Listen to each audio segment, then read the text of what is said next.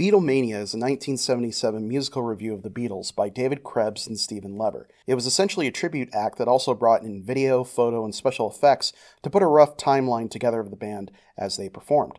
Beatles cover bands were nothing new, but few had the attention to detail and the budget that this had. There were some pretty big names behind the production, including illustrators Bob Gill and Rob Rabinowitz, producer Linda Obst, who helped contribute to the musical's book, sound design by the pioneering Abe Jacob, and lights by Jules Fisher, for which he was nominated for a Tony for this particular show. The production was 2 acts and featured a wide variety of tracks by John and Paul. On the album, these acts were then separated into further sections. Songs by George and Ringo were left off. This wasn't a traditional musical in that it was just the songs with a little bit of stage banter. After a small run in Boston, it then had its primary run in New York at the Winter Garden, Lunt-Fontanne, and the Palace Theaters. In that time, it ran for roughly 1,000 performances, with about 50 different performers rotating out as the band. The groups earned the term bunks, coined by the cast as many felt that the show had a summer camp atmosphere. After the first year, a cast album was released, which featured most of the songs.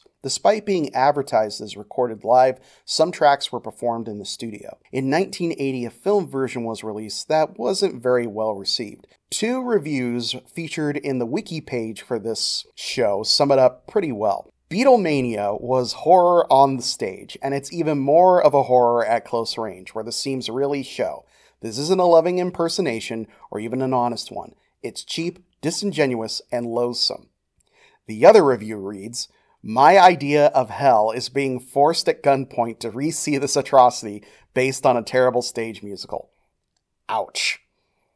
Things only got worse when the show and company producing it were sued by Apple and lost. Apple felt that unlike other tribute acts, Beatlemania used too many elements owned by them and was besmirching the name of the band and the brand. Despite being forced to close, the show would spin off and do various tours under similar names. The most modern-day equivalent would be Rain, which oddly enough features many performers from this show. I was inspired to do this video after coming across the vinyl. Listening to it sounds alright and closely mirrors the sound of the original tracks, but nothing really special is done to make the songs stand out. One interesting thing I noticed was that for Yesterday, they begin to play the intro to Blackbird before going into the song proper. This is also done on the Love soundtrack, so maybe it was a little nod to that. Beatlemania is an odd blip in the band's history. Some saw it as a knockoff and others as a way to relive the music that they loved.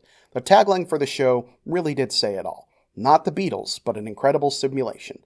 What do you think about this story? Let me know in the comments below. The content on this channel is made possible from viewers like you. Help the channel grow by supporting me on Ko-fi, which you can find a link to below.